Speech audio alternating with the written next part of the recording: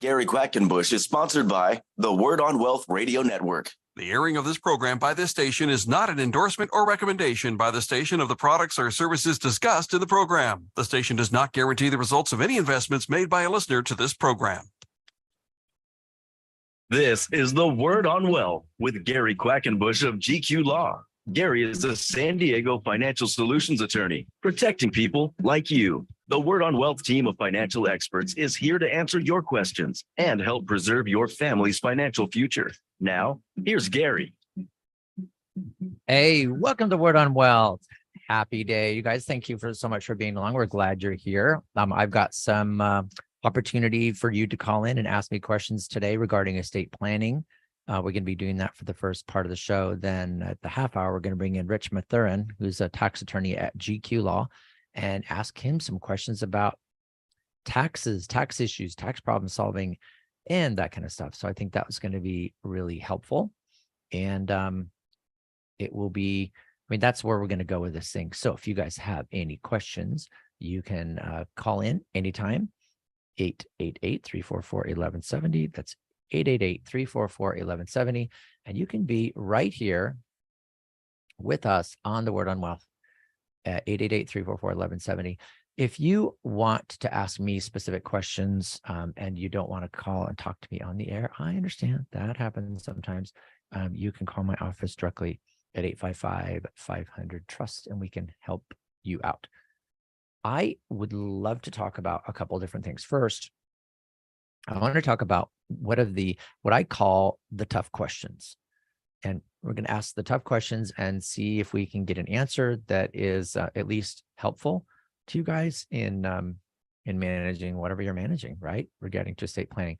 So the first tough question I think is, what if the successor trustee is not doing their job? Part of the whole thing with estate planning is, the first part of it is the estate plan that you set up yourself. It's gonna, while you're alive, you set up a living trust, you do a will, healthcare directive, physician's directive, healthcare power of attorney, those kind of documents, mainly is your living trust and your pour over will. You also create deeds to transfer your properties into your living trust, whether it's a home, a real property or a rental real property. Maybe it's a timeshare that's considered real property or personal property, whether you have mobile homes, manufactured homes, toy trailers, toys, it doesn't matter. All those things can be transferred into the trust so that they're under the control of the successor trustee. Think about it as having this box, and the successor trustee can control anything in that box. If it's not in the box, they have no control over it. That would be the will that would have control over things outside of the trust box. Our goal is to get everything put into that trust box. Okay, so what if then, during that process of the trust administration, we call it, which is the work after someone passes away, during that trust administration process, the trustee, the successor trustee, the one who takes over after the original creators of the trust die, that person is supposed to do the administration. Meaning they read through the document and they say, what is in this trust? Okay, there's a house, there's a car, there's some money, there's some life insurance. And what is supposed to be done with it? That's part of the trust document. It says what's supposed to be done. It's supposed to be divided between the surviving children in equal shares, or it's going to be given all to one of the kids and not the other, or all to charity. It can be anything that you want in your trust distribution, and that's what you put in your trust document. Now, the administrative process is when the successor trustee steps in, and they are now supposed to be doing what you wanted to have done in your trust.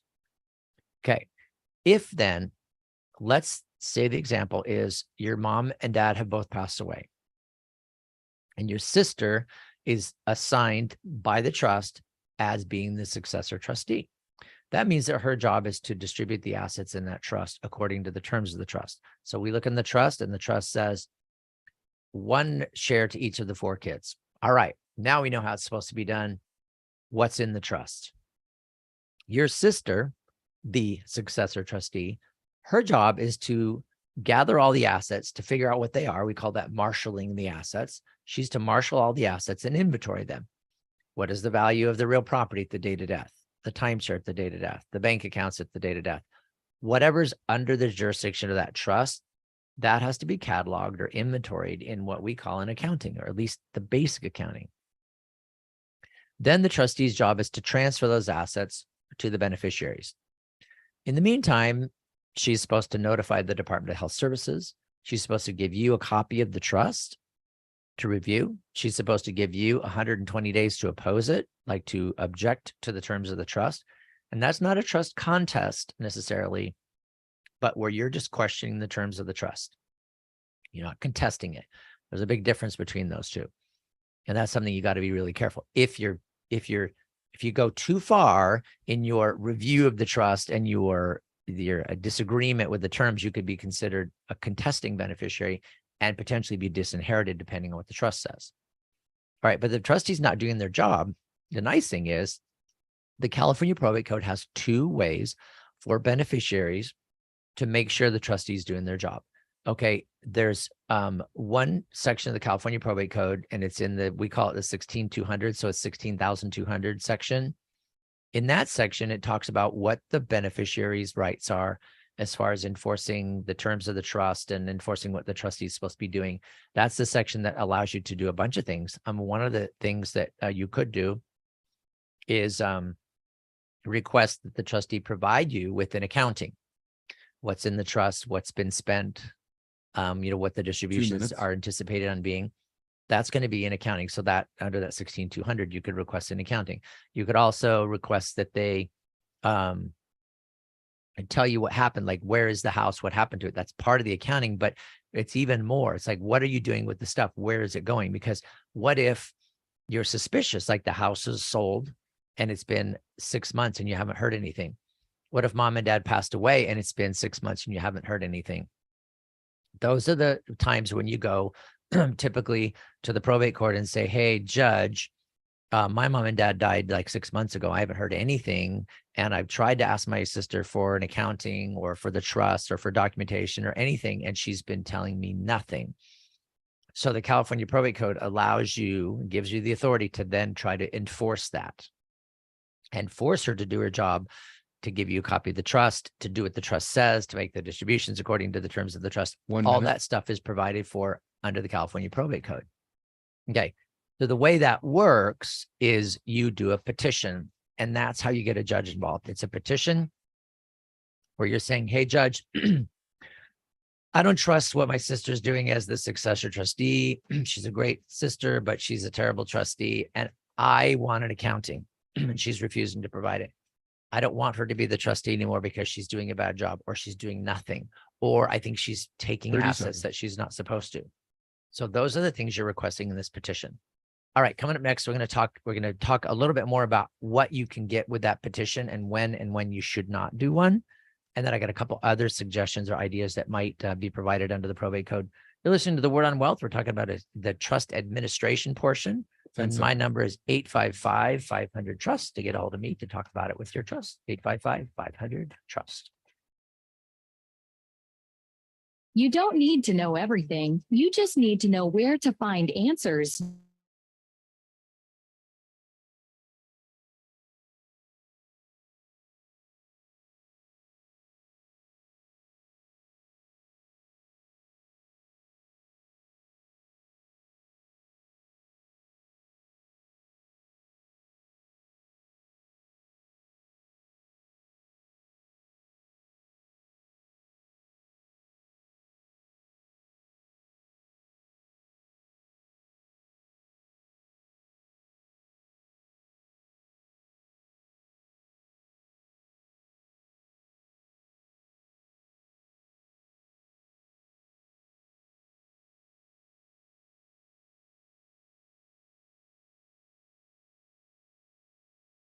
And clean your investments for you. There's no cost, no obligation. Learn the truth about your own investment mix. Then the choice is yours. Remember, the word says when God's money is in the hands of the righteous, the people rejoice. Well, we also are fiduciary investment advisor representatives. That means that our firm makes a pledge to always act in your best interest. Go to BibleSafeInvesting.com Download a free copy of my book, Faith-Based Investing, or call me at 931-RETIRED. And please don't forget, listen to Faith-Based Investing this weekend right here on Family Talk. So Gary, we've talked a long time about estate administration. So what is that and why is it important? Estate administration is the distribution part of estate planning. So when someone passes away and they leave money to beneficiaries, the property has to be administered. So it's like taking it from the decedent to the survivor. That's called the estate administration process. So usually you're going to have a successor trustee that's named in the trust. So have no idea what they're doing because they've never done it before. So then they call on GQ Law and we walk them step by step on how to be a successful and good successor trustee. We also do the required notifications. We notify the Department of Health Services and all have the estate administration done properly. We help successor trustees be successful. Call or click to request your free consultation. GQlaw.com, 855-500-TRUST, GQlaw.com. Who will you trust with the biggest financial decision of your lifetime? If you're planning to buy or sell a home in San Diego County, do what I do and work with the true San Diego real estate experts. Ken Pecos and the Pecos Group helped me and my family. They can help you. This is Gary Quackenbush of The Word on Wealth. You hear Ken every week here on The Word on Wealth. He's our expert. He's got integrity, exceptional service, deep knowledge of the San Diego, Coronado, and South Bay regions. These are just some of the reasons that Ken Pecos has completed hundreds of transactions. He manages a powerful team of professionals at the Pecos Group. From single-family attached homes to luxury high-value waterfront properties to apartment buildings, Ken Pecos is ready to help you avoid problems and costly mistakes. Learn more online at kenpecos.com. That's Ken Pecos, Pecus.com. Or call 619-977-8419. DRE number 010566969, brokered by eXp Realty. Lots of channels, nothing to watch.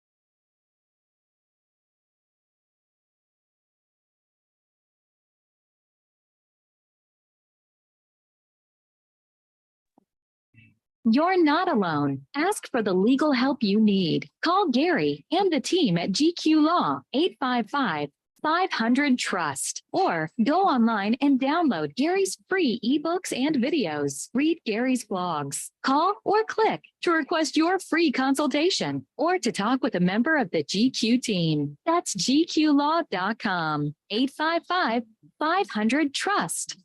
All right. Welcome to The Word on Wealth. You're listening to me, Gary Quackenbush. I'm a California attorney, and I'm here every day talking about all kinds of things to do with your money. And that is Monday through Thursday. On Friday, we talk about wealth that does not have a dollar sign, and that is going to be your Finding Joy Friday, where we talk about mental health and issues to deal with, nonprofits and good things and fun things like that. So that's coming up the rest of the week.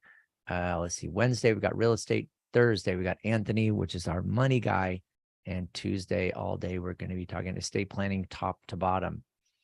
Okay, so in this situation we've been discussing, if you have a successor trustee that's not doing their job, you can petition the court. And the most common is to say, hey, judge, she's not doing her job. I want to have her suspended and I want to do the job instead.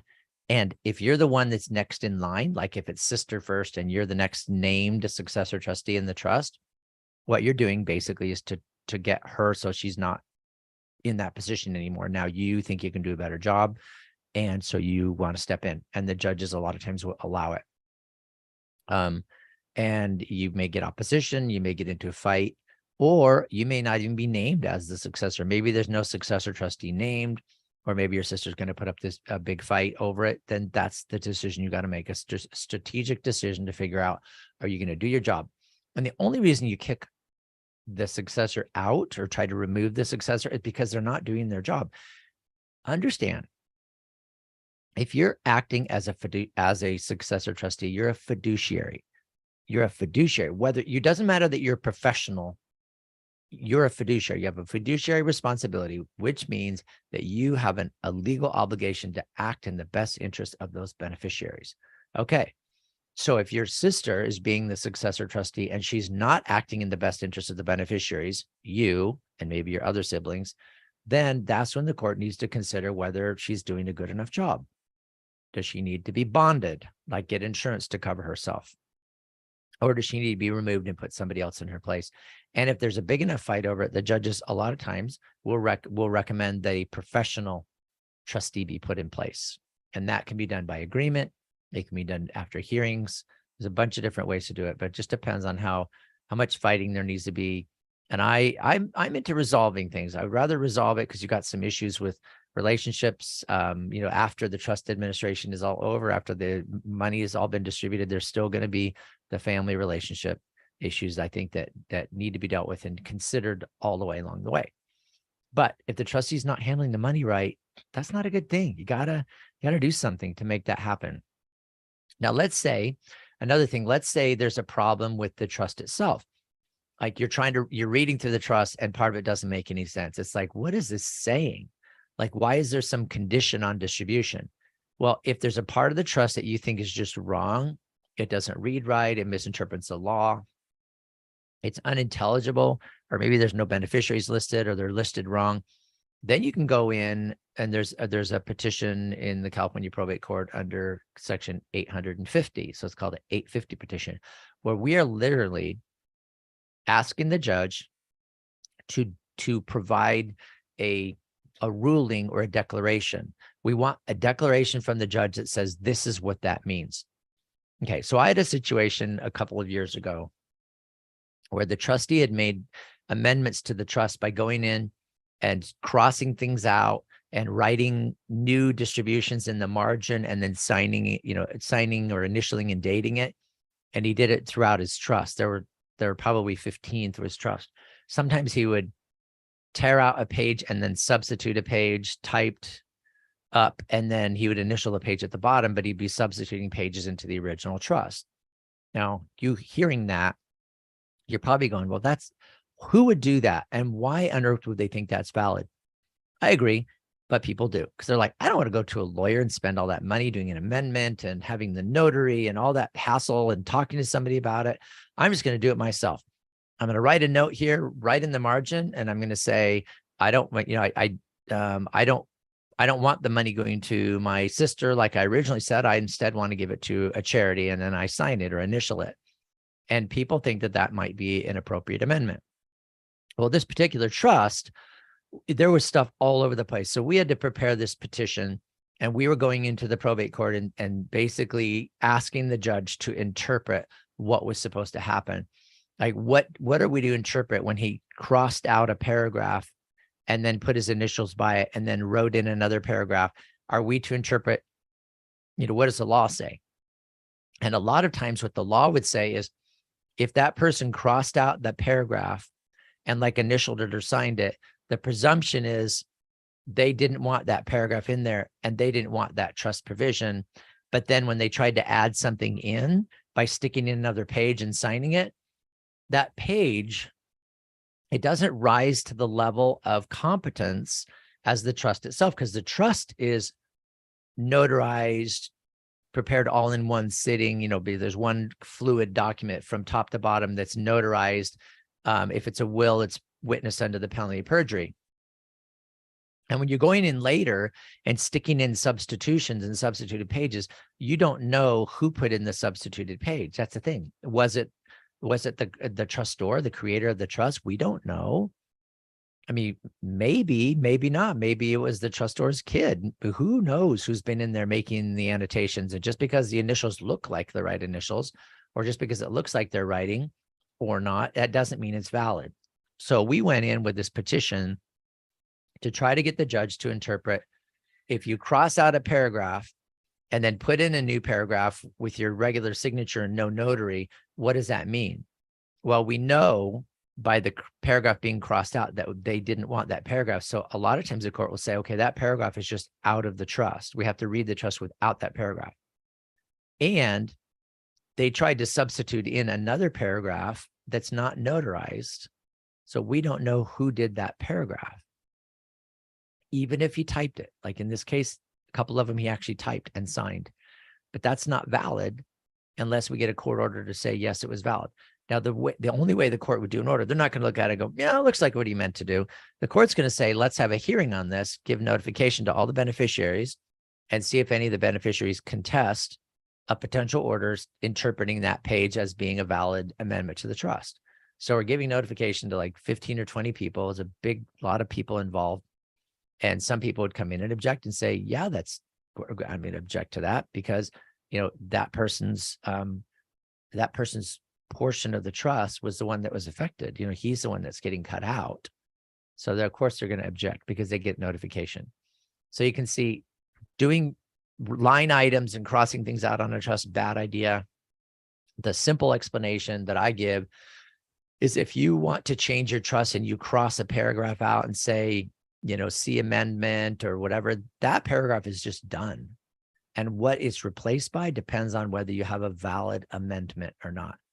A valid amendment means that amendment has to be the same legal standard, the same legal qualifications as the original trust document.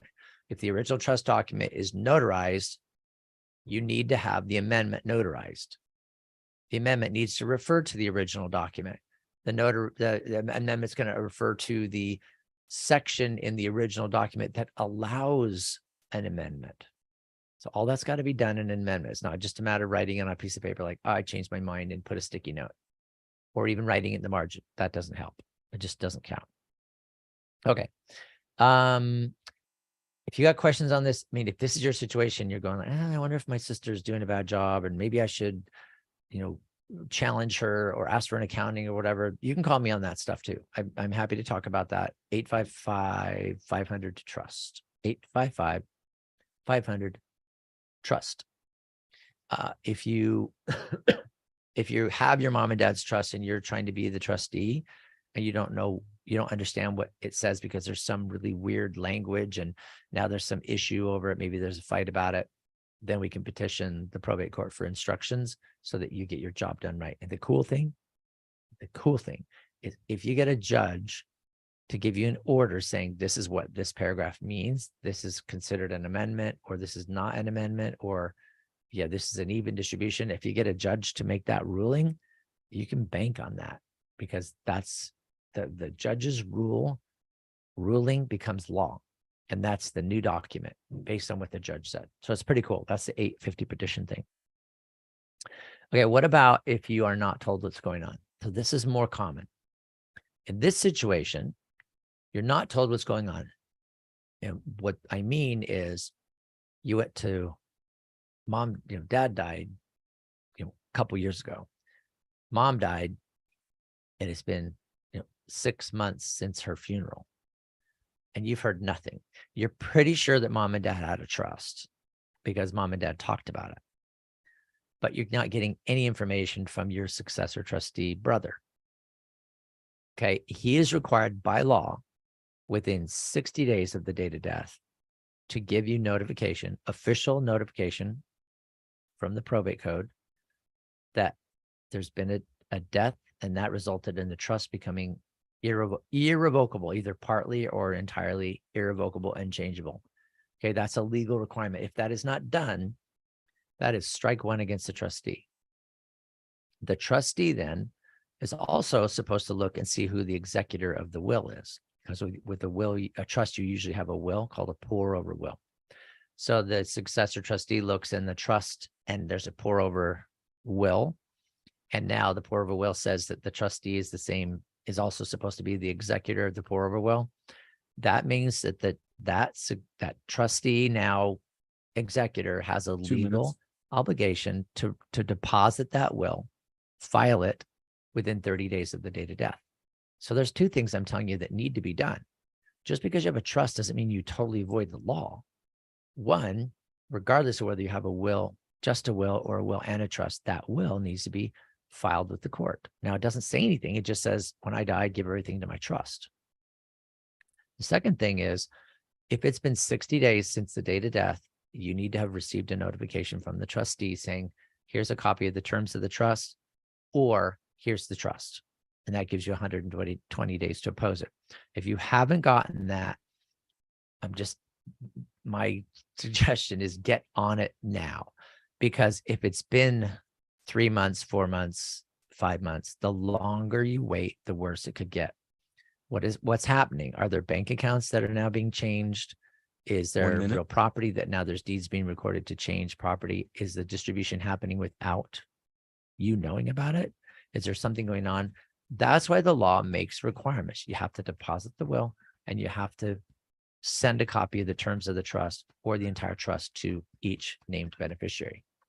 If you're not getting that, you got to get on it, because I've seen cases where somebody didn't do anything. Oh, I don't want to bug my sister. And then I got busy, and then she got busy, and then something happened and whatever. And here it is 1.5 years later, and they find out the house has been sold and it was been transferred. In fact, it's been sold again. So now it's not even an arm's length. It's outside of the trust, and it was a mess. So don't wait. Figure out what's going on. Give me a call, 855-500-TRUST. Let us take a look at it. We'll look at the trust. We'll look at what's going on and see if everything's okay. If it's okay, it's okay. If it's not, then let's do something about it. 855-500-TRUST. Coming up next, Rich Mathurin, tax attorney with GQ Law. You've got questions. We've got answers. This is the Word on Wealth with Gary Quackenbush of GQ Law. Gary's here to give you peace of mind with expert estate planning, trust administration, inheritance, and probate. Call Gary to build, protect, and transfer your wealth. 855-500-TRUST. GQlaw.com.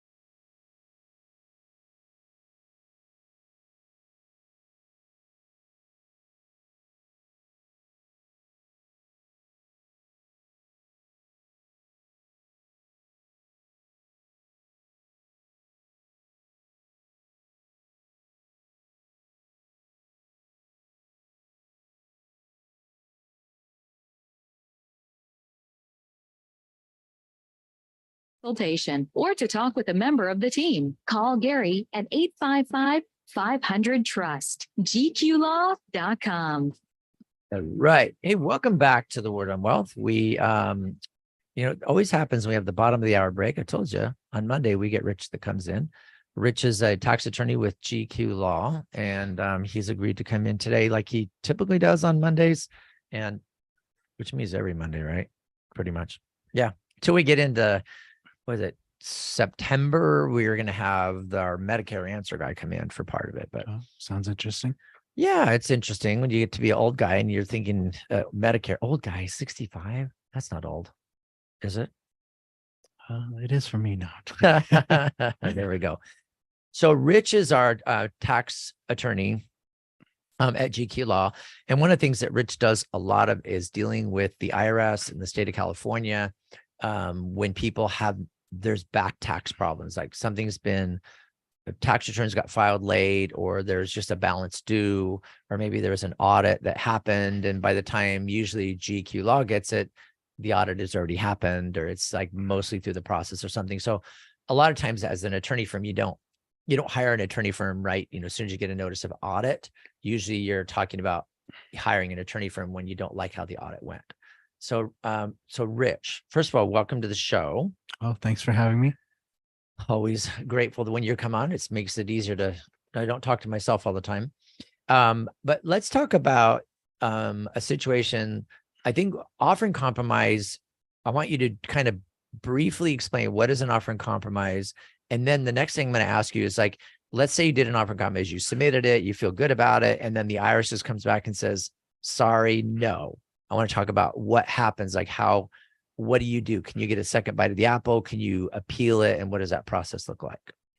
Yes, an offering compromise is a application-based program where you offer a certain amount based on your income and assets to settle all of your tax balances for one number. It's not whatever you can offer to the IRS. Again, it's a formula based, basically 80% of the equity in your assets plus your net income times 12. It's submitted to their office in Memphis, Tennessee. I have, in the pre-pandemic, I think it was taking maybe 33 months to process and have them give you feedback. Now I've seen 3 months, I've seen a year and a half type of thing. So it depends, I guess, on which office they farm it out to and which OIC specialist you get. If you do get a rejection for the offer, you can appeal it. I believe the appeal time frame is 30 days, so you do need to really appeal it quickly. There is a form that you submit to the OIC specialist who process the offer, and after it is submitted to them, they send it to the IRS Office of Appeals, who then would look at you would have to, have some arguments as to why you don't agree with what they came up with as to why they rejected your offer, whether they were much higher than your calculations had proposed, or they had found extra income or things like that. So you would have to detail that in your offer appeal. And you're not just saying, I want to pay less than that. I offered you $5 and now you want 20,000 and I want to appeal. Well, the appeal form, and from my recollection, does that you need to, define exactly what you're appealing in terms of the OIC specialist's decision. So, you do have to be specific about that. I think there's, you can sort of generally, we disagree with the amount that the IRS came up with, and sort of a general denial, I guess what you would call it, maybe in legal terms. And then it would go to the Office of Appeals, and then you could work with that appeals officer to try to, argue your case. Okay. There may be, 2 or 3 ways that you differ with the OIC specialist. Maybe they attributed income that you don't feel should have. Maybe they gave you they didn't give you expenses that you thought you should have. Maybe they said your asset was valued a lot higher than you thought it was. Things like that. So okay, well, and that makes sense. So the IRS, when you submit an offering compromise form requesting that you pay whatever, we'll just say $10,000 and you owe $100,000. or whatever. So you're saying I can afford 10,000. It's based on the factors you're talking about, the value of your assets, how much money you have in disposable income. And then, so you submit that offer and the IRS comes back and says, we're not going to take 10,000. We want 30,000. You're pretty much arguing over like the way they did their calculation, right? I mean, they're disallowing some deductions for business expenses, or they've come up with values that think are too high. Those are things where you're technically like appealing the IRS's response? Yeah, I'll give you an example. One Okay. that I appealed recently and had success with. The OIC specialist had counted the PPP loan that the client's business had gotten. I think it was like $250,000. Oh, that's the money you could get during the pandemic, Yeah, right? the the paycheck protection loan. They had to be paid back, but there were grounds where they could be forgiven by the government. But the OIC specialist did attribute that all as income, and it was like 250,000. So, and then we did appeal. It said we don't believe that should have been Okay. included as income to the client. And then we dealt with an appeals. I think the OIC specialist was in New York, and then the appeals officer was in Las Vegas. And we worked with her, and we were able to get that removed because, you know, the client did have to pay it back. There was an interest rate. It was a commercial loan, so we were able to get that reduced, and the client did get an accepted offer after we did appeal it. Interesting. So that makes a lot of sense. It's like kind of the preliminary section when you're dealing with the IRS, you submit the offer in compromise, it gets reviewed. There's kind of it gets reviewed kind of at a technical level, and then you might have your offer in compromise review specialist, and they just sometimes the specialist just says this is what they feel is right. They feel that's what the law is, and when you're appealing, sometimes you're like, I don't think you understand the law right. And I'm saying that you're not smart, but you just are not interpreting the law properly. Is that a fair statement? Yeah, they have their regulations, the IRS regulations about how things are supposed to be classified, charitable contributions, PPP loans, all sorts of things about income, assets, and things like that. I think they're supposed to go by those regulations. Sometimes, it's a question of interpretation, I guess, how I interpret it versus how they interpret it. They're not necessarily wrong. I'm not necessarily wrong. It's just, I guess I think generally, an appeals officer can see our argument, and if it made sense. I think the offer was still a pretty good offer, and they said, well, we probably should take this, and instead of fighting over the PPP loan. And again, we were able to get an acceptance after that appeal. All right, that sounds like a great success. Hey, if you've got questions on stuff like this, like if you have a friend or and you're struggling with, maybe you submitted an offer and it didn't work, or you're trying to figure out whether you qualify for an offer, maybe you've got tax problems, maybe you're in the process of getting audited, something you're just are not happy about, and you want to get some representation, give us a call, 855-500-TRUST, 855-500-TRUST, and you can get a hold of Rich and talk to him about your situation, maybe figure out if there's something that can be done. The other way, if you're not remembering phone numbers, that's fine. Our website is gqlaw.com, gqlaw.com, and there's contact information. There's also really good information that explains exactly what we're talking about right there on the website. Now, I want to ask more about like the appeal. So these are things where we don't agree with the results, and we're trying to get a kind of a reconsideration or rethought of that. And I want to go into if somebody tried to set up a payment plan and the IRS is insisting that the amount that they can pay is much higher than they can actually pay. So we're working through the numbers. We tried to apply their different calculations, and the IRS just wants too much money. When they come up with their final decision, like, okay, you either pay $4,500 a month or we're going to levy your bank account. What about appealing that type of a decision? Yes, I believe you can appeal that. It would be, it's 30 or 60 days, I think, that you have to appeal that. And again, they would send you a notice detailing how the appeal process would work. You would probably submit a letter of appeal to the IRS offices where they made the decision. And then it would go into this separate office of appeals. One thing good about appeals is they are an IRS office that, is a government agency, but they're sort of a neutral party. They're supposed to not, they're not really representing the government, and they're not representing the taxpayer. They're sort of an independent party that kind of looks at things that are in a fresh way, looks at new information, maybe again, reconsiders the arguments that you had made to the original IRS collections agent. So the appeals, I've had good luck working with appeals. Again, they're an independent party that seems to, want to settle things, I guess, is, obviously their mission. Sure. And it's like, so it's really like if the IRS comes out with a decision and you're just not happy with it, it's not like you have to live with it. I mean, if we've gone through the analysis, like you go through the analysis and you go, you know what, this doesn't seem right. there's got to be something, at this level where you're trying to come up with a payment plan. It just comes out, the numbers just don't feel right. That's when you can get this. It's kind of like appealing to the manager, right? You're taking it another level or two up to try to get some type of a rethink or somebody else to relook at it, right? Yes, definitely. Again, they'll look at new information. If your circumstances have changed, they do want to try to settle the issue between the IRS and the taxpayer.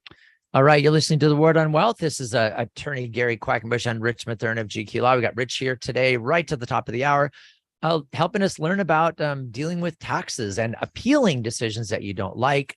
If you want to be a part of the show, it's 888-344-1170. Coming up next, we're going to talk about appealing tax court stuff right here on The Word on Wealth. You don't need to know everything. You just need to know where to find answers you can trust when you need them. Welcome to The Word on Wealth with Gary Quackenbush. We're here to help you build, protect, and transfer everything you've worked hard for with expert estate planning, trust administration, inheritance, and probate. Call Gary and the team at gqlaw.com. 855-500-TRUST. Team at GQ Law are experts at solving IRS and state tax problems. Talk about that. When people have a tax problem, it tends to really stress them out. And one of the things we've been able to do is figure out how to resolve tax problems. One thing we might be doing is setting up a payment plan or getting a collection delay, maybe getting a determination that the person shouldn't have to pay the taxes at all. We do offers and compromise. We do audit reconsiderations. And one of the things that's a really powerful tool that some people don't recognize is sometimes bankruptcy can be used to actually eliminate taxes when there's certain conditions of the code that are met. So we can do all kinds of things. After we analyze your situation, we can figure out what's available, discuss your options, and figure out which ones to implement, what it's going to cost, how long it's going to take. And we can get people out from under all kinds of tax problems so they can sleep again. That's our goal. Request your free initial consultation. gqlaw.com. 855-500-TRUST. gqlaw.com. Join.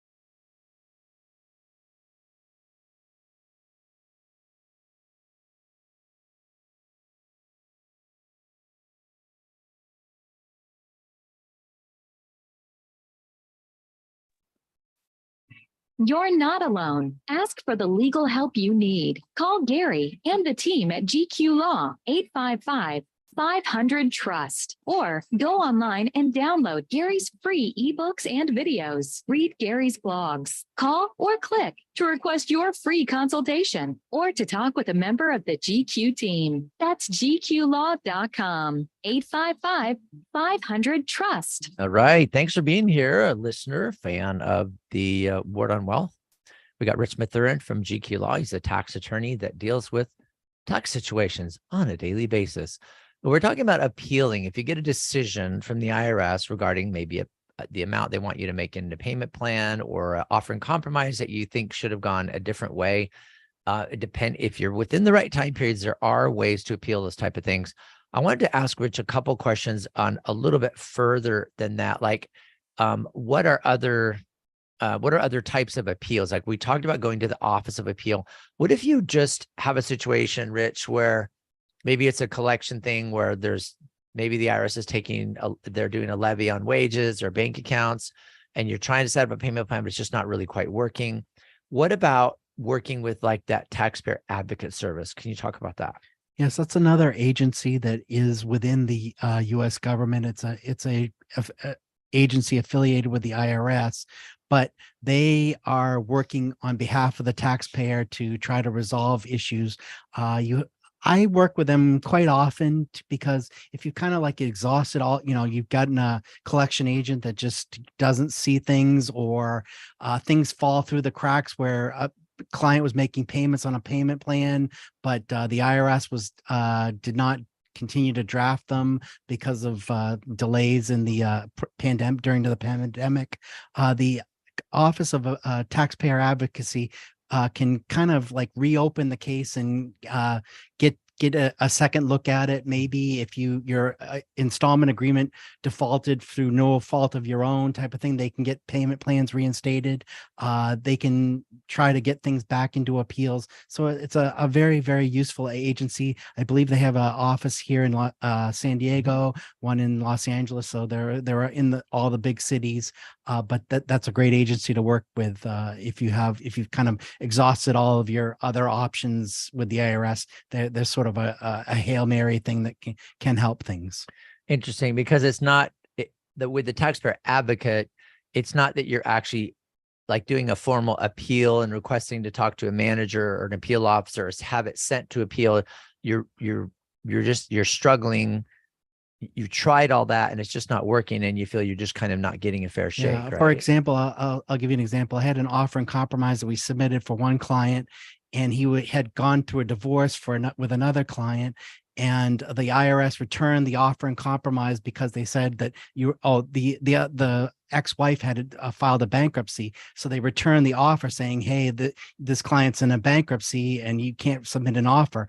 And we were able to use Taxpayer Advocate to kind of say, hey, they're divorced, they're totally separate entities now, and that his offer should be considered, in full. We were able to get the original offer down payment amount credited, and we had to update the financial information, but we were able to get the offer resubmitted and get an acceptance eventually. Interesting. And that would have never happened without Taxpayer Advocate, probably. No, I again, the IRS, I mean, it's such a bureaucracy, and it's just really, that's one thing I always talk about, like with dealing with the state of California. I can speak to a specific person. With the IRS, it's just, once you get one decision, it's hard to kind of, reopen the reopen the case. It's just really hard. They once it's something in the system, they kind of set on it, but the Taxpayer Advocacy Service can reopen things like that. Yeah, it seems like it's kind of like when you're dealing with the taxpayer advocate, it's almost like having somebody kind of on the inside, if you will, because they can access the taxpayer's records. They can see what you've done so far. They can see what was supposed to happen. Maybe you can see, I remember back when, before you did all the tax legal work, I remember having cases where the taxpayer advocate would be looking on the computer and saying, oh, I see that you submitted something, but it got recorded wrong. And it's just a note that there was a document. And then they would go and actually pull it and go, oh, we did get that document. It's just, it was marked as a kind of an additional attachment, but they didn't realize it was the main document and that type of thing. So it seems like they're almost your kind of inside access to the IRS, because they can look at things that we can't. Is that about right? Yeah. I think that having access to the taxpayers' records is a huge thing. Because, if you just call up and speak to some random person, they don't know what, they sometimes they won't make the effort to research what's happened in the past, but Taxpayer Advocate will. I'll give you another example. We had a client's payment plan that was defaulted because his bank account that we had on file with the IRS was hacked, and he had to close it, and he submitted new information. He did it through the electronic funds transfer system and updated the information, but it still defaulted his payment plan. We used Taxpayer Advocates to say, hey, he really hadn't defaulted on his payment plan. It was just somebody hacked his bank account. He had to close it. And Taxpayer Advocate was able to kind of say, hey, this needs to go back to square one and put the taxpayer back into his payment plan because he really hadn't defaulted on it. Interesting. Yeah, it's a good service. And I appreciate the fact that you can get access to it as the tax professional, where you're helping, you have access, you kind of get with them. We have numbers of some people that we've dealt with over the years in Taxpayer Advocate's office. That's really cool. One of the other things that I always consider as kind of an appeal, meaning you disagree with the decision the IRS has made, whether it's an audit decision or they've maybe assessed a tax against you that you disagree. Maybe it was an involvement with a corporation or something like that, where you're now owing money that you don't think you should have, where you actually are trying to get like the U.S. tax court to review that process. So we were talking previously about there are sometimes an opportunity where you can petition the U.S. tax court. And once you file the petition to U.S. tax court, then you get to the appeals office as part of that petitioning process. Is that? Yeah, we have a lot of clients that miss the appeal deadline. Remember, it's 30 or 60 days, or they've gone through appeals and just can't resolve the thing. You would file a U.S. tax court petition. There's a small case. I think it's $100,000 or less, or a large regular case, which is above $100,000 in dispute. And you and I are members of the U.S. tax court. You actually have to be lawyers have to be a member of it to file cases. And you would file a case. If initially, then they would send it back to appeals. It would sort of give you a second bite at the apple to kind of try to resolve the issue with appeals. But if you can't resolve it with appeals, you can go to tax court. And I believe they meet, that's kind of like they come from Washington, D.C., the judges, and they come to San Diego or Los Angeles twice a year, I think June and January of each year. And they hear the cases. Tax court's a very difficult thing. It's not like Perry Mason, where you put on the stand and you get to tell your side of the story. It's kind of like showing, your invoices and receipts. You have to prove each of your deductions. That's usually, you have to show proof of your deductions, or proof of non-income or whatever. So it's very much a procedural based type of court, as opposed to a thing where a normal court you might see on TV or the like.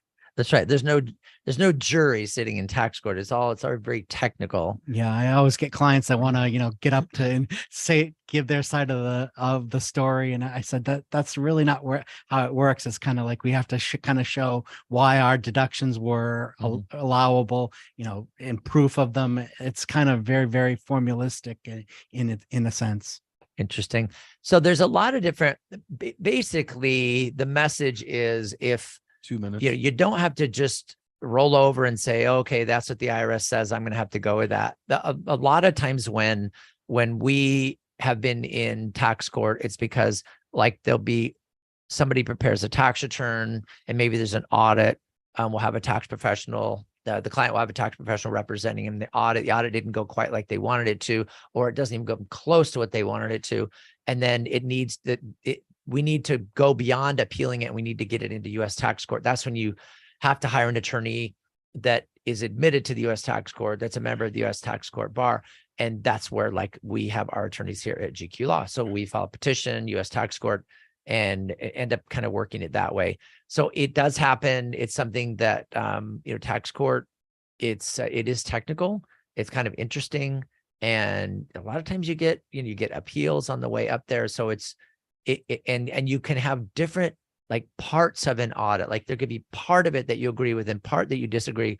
But a lot of times with the U.S. tax court, you can kind of get what you want in part. Also, and we found out a lot of times if you're approaching trial in U.S. tax court, you can still settle, because you still can make your arguments on, we think we would win, they think they would win, and they kind of weigh it out, and you can still settle and resolve the case. Most tax court cases, like substantially most tax court cases, settle before they actually get to trial. There's a lot of people that are in tax court, so we always try to get it resolved before we get there. The whole idea is, depending on how much you owe, we really want to be, have a money efficient way of resolving your tax problem, rather than making it so you have even worse problems. So Rich, with the appeals office, so if people want to talk to you about potentially appealing a decision or setting up a payment plan, I'm saying they could just give us a call, 855-500-TRUST, and then just get on your calendar. Yeah, the free consultation. I'd love to discuss your issues with you. Again, we're like the doctor. We want to diagnose and give you the best solution, not just tell you that, one thing is going to work no matter what your situation is. We'll review it, run your tax report, and kind of give you a good plan as to how to resolve your tax issues. Well, there you have it. That's a wrap for today. This is Gary Quackenbush and Rich Mathurin of GQ Law, and we'll be back tomorrow talking about estate planning, trust administration here on the Word on Wealth. Thanks, Rich. Thank you.